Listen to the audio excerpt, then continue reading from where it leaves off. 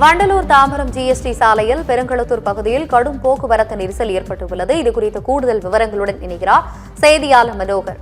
வணக்கம் மனோகர், கூடுதல் விவரங்களை சொல்லுங்க. வணக்கம் ஆனந்தி. அதாவது சென்னை தாம்பரம் அடுத்த பெருங்களத்தூர் பகுதியில் ஒரு கடுமையான போக்குவரத்து நெரிசலானது ஏற்பட்டுள்ளது. குறிப்பாக வண்டலூர் இருந்து தாம்பரம் நோக்கி வரும் ஜிஎஸ்டி சாலை மற்றும் மேம்பாலம் பகுதியில் தாம்பரம் 0.7 இருந்து வண்டலூர் ரயில் நிலையம் வரை சுமார் 3 கிலோமீட்டர் தூரத்திற்கு வாகனங்கள் அணிவகுத்து ஊர்ந்து செல்கிறது.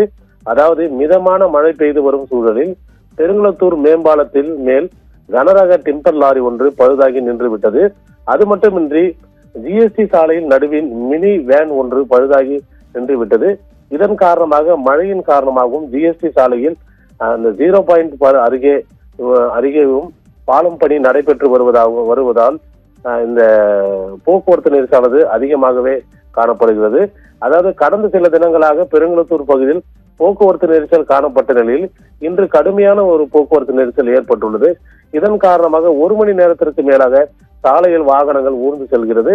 மேலும் போக்குவரத்து காவலர்கள் பணியில் இருந்த போதும் பழுதான வாகனங்களை அங்கிருந்து அப்புறப்படுத்த முடியாத ஒரு சூழல் உள்ளதால் போக்குவரத்து நெரிசலுடன் வாகன ஓட்டிகள் தங்களது வாகனங்களை மெதுவாக ஒரு ஊர்ந்து செல்லும் காட்சிதான் நம்மால் பார்க்க முடிகிறது ஆனந்தி. தற்போது அந்த பழுதான வாகனங்களை அப்புறப்படுத்துவதற்கான பணிகள் துவங்கப்பட்டுள்ளது ஆனந்தி.